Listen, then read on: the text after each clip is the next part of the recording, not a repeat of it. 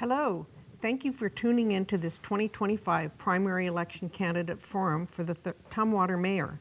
This forum is presented by the League of Women Voters of Thurston County in collaboration with Thurston Community Media and the NAACP of Thurston County. The League of Women Voters is proud to be nonpartisan, neither supporting nor opposing candidates or political parties at any level of government, but always working on vital issues of concern to members and the public to defend our democracy and empower voters.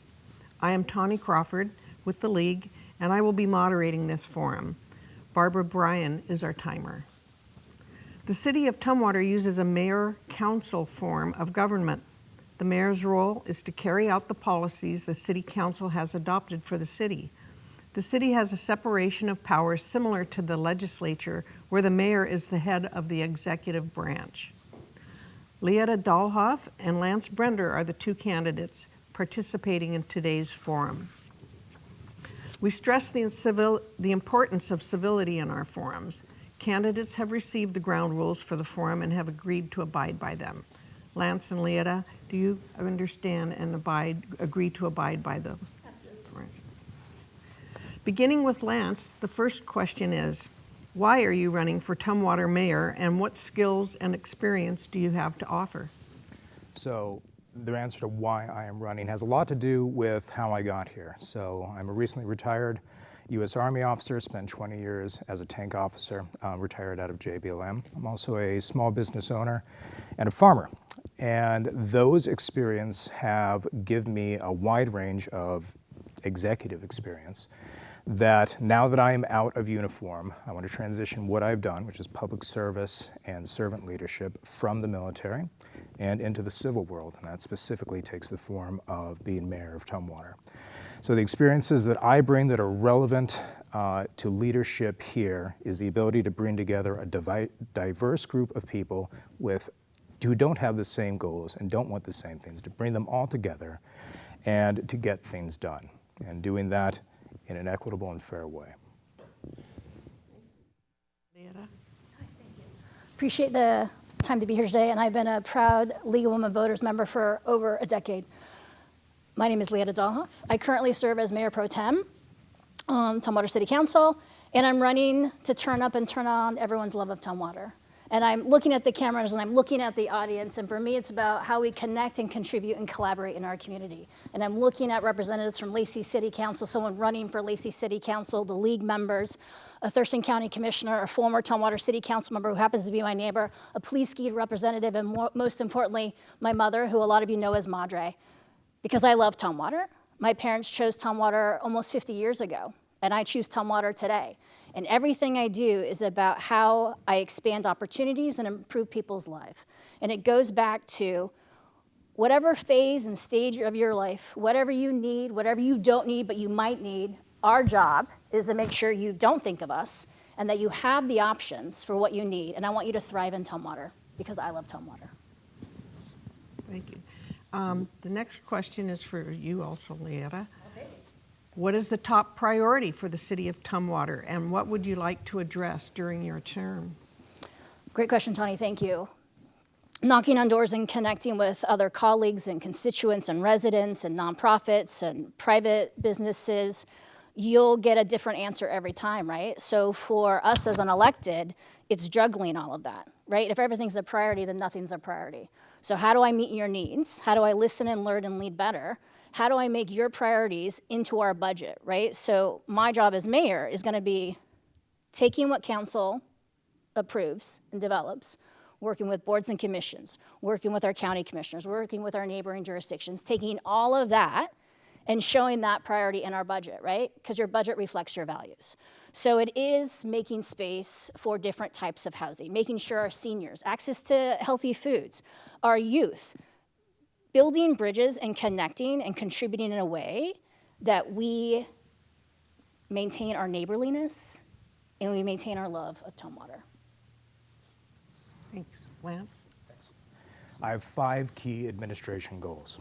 The first is affordable housing and getting the cost of the rise of housing down as close as possible to the inflationary rate at the national level as possible.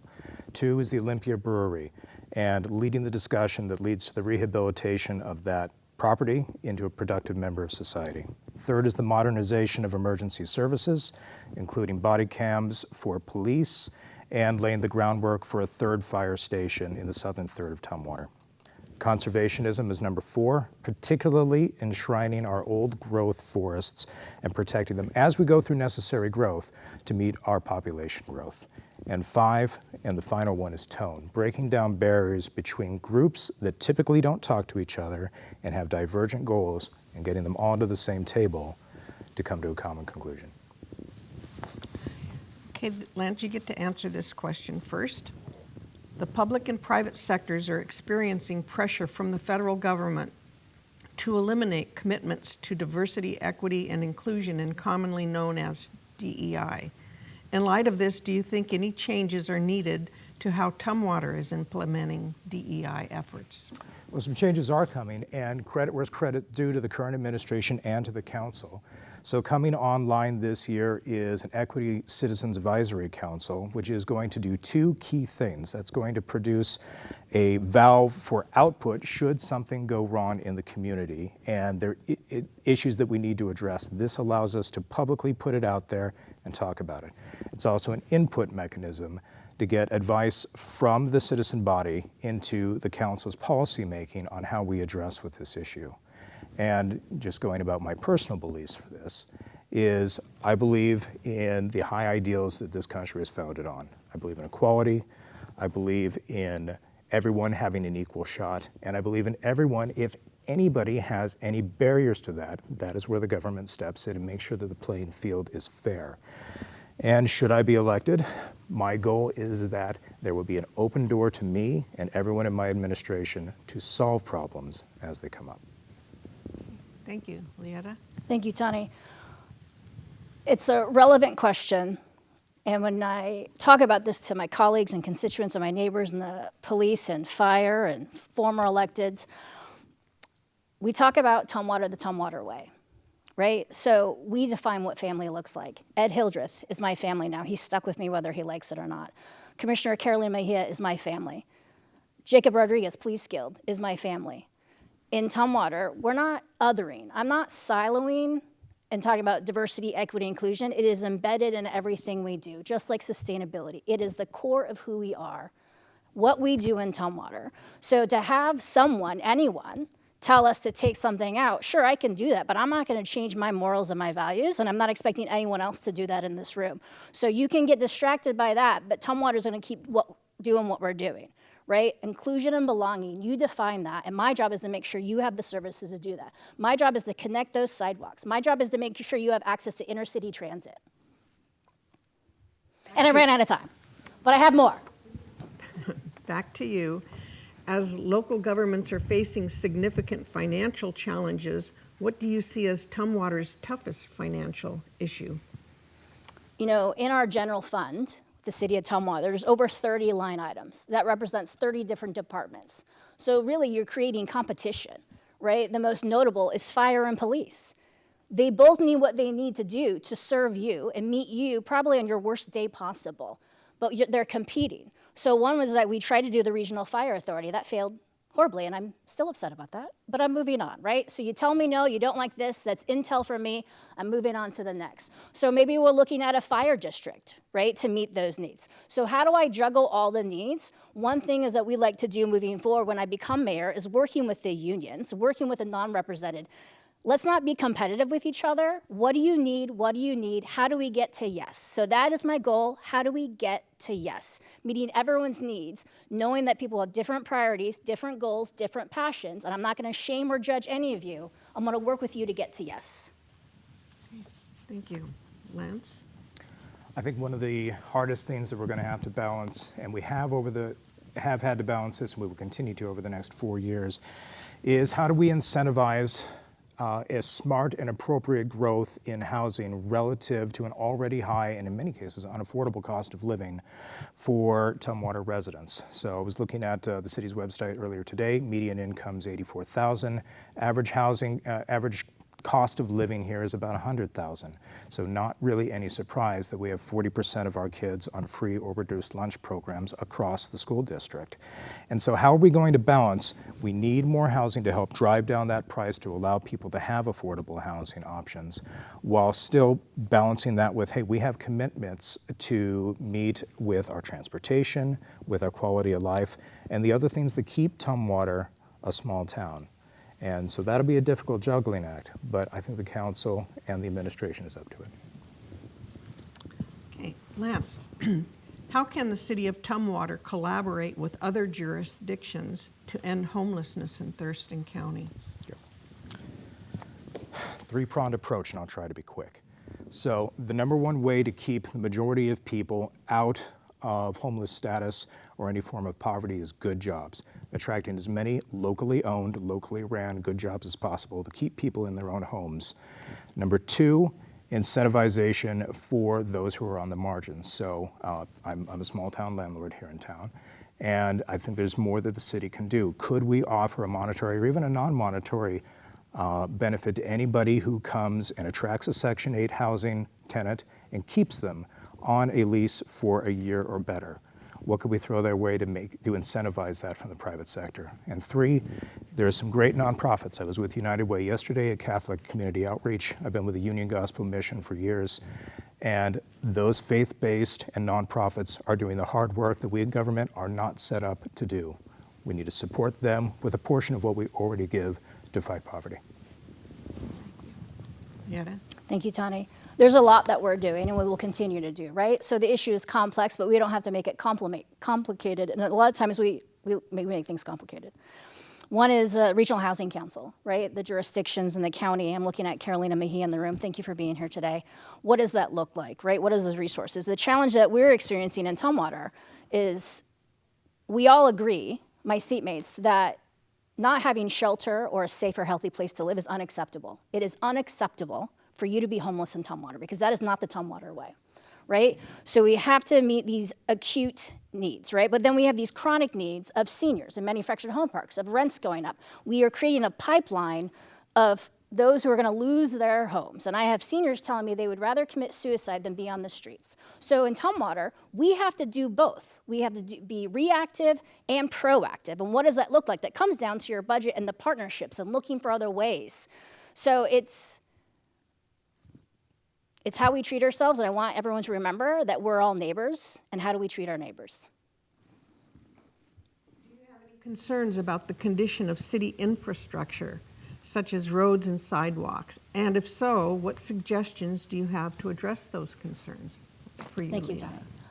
Great question. The three areas that I work on is connection, community health, and the rural-urban lifestyle. For connection, that means connecting our sidewalks. The improvement that we're making is in April, we had a special election for the Transportation Benefit District Board, and we added sidewalks to that, right, to connect sidewalks. Also is access to intercity transit. There's some proposed development down on Highway 99. That developer is open to having intercity transit go down. That's $1 million line that we can have someone else partner with us. Community health, the body-worn cameras. Rural-urban lifestyle, all those things that I'm working on, right? I currently live in an area in southwest Tumwater that is on well and septic, and I do not have a sidewalk. So having the ability to have things accessible and balancing rural needs and urban development is an ongoing thing, because that's what makes Tumwater special, is that urban-rural lifestyle of keeping our green spaces, keeping our family, and keeping the horse farm that's around the corner for me. So yeah, but that comes into our priorities and our capital facilities plan. Lance? First, we'll continue the previous administration's sidewalk plan and continue that out at least through the end of my administration. We'll continue with the roundabouts to increase fuel efficiency. Every time you have to yield instead of stop increases fuel efficiency and reduces pollutants into the environment. And fully found and expunged buses, one particular area that I plan to address with the other municipalities is access from Black Lakes. Right now, no bus system that goes from there to SPSCC, so THS students have a much better chance of going to Running Start without needing to drive themselves or needing a parent than someone from Black Hills. We can address that and address busing on the newly annexed land in the bottom of southern end of Tumwater and allowing those people to have equal access to buses so they can get back to the rest of the town. Well, you now have 1 minute for a closing statement, and we will start with Lance. Hi. So, we've got two great choices going into this election. Here's what I bring to the table. 20 years of executive experience in the Army, 8 years of owning private business, 8 years of being a farmer. I care about this town and everything that it stands for, and I want it to remain a small town, a place where you can own your own home, where businesses are owned locally, where we have a unique identity of our own and we have a connection to the land. And I can't wait to see you all in November, and let's go win. Yada? Thank you, Tani. My parents chose Tumwater almost 50 years ago. I love Tumwater, and when you love something, you go above and beyond for what you love. We are not a small town. We used to be a small town. Those who live in Tumwater and know Tumwater know that we are a medium-sized city, almost 250 full-time staff, $250 million biennium budget. We know where we want to go. Now is the time, the tipping point, to shape that, to maintain our rural-urban lifestyle, our community health, and our connection. For me, that means that everything we look at has to fit two questions for me. Does it improve your life? Does it expand opportunities? And not at the expense of anyone else. I love Tumwater. I connect, I contribute, and I collaborate in this city. I've served on planning commission. I've served on council for 8 years now. I'm your mayor pro tem. I give everything to this city because I want you to choose Tumwater and not be priced out of another jurisdiction and Tumwater is your second choice. I want Tumwater to be your first choice, and I'm gonna do that with you. Thank you both for participating in this candidate forum. We thank our partner TCMedia for producing and airing it. We are indebted to TCMedia for years of making these forums happen and educating the voters. TCMedia is a nonprofit organization dedicated to making media production accessible to all. They are committed to providing our community with access to professional media production, education, and content creation resources. Your support helps provide studio space, equipment, and education for creators in our community. To donate to TCMedia's work or to become a member, visit www.tcmedia.org. We are also incredibly thankful to the NAACP of Thurston County for sponsoring this forum.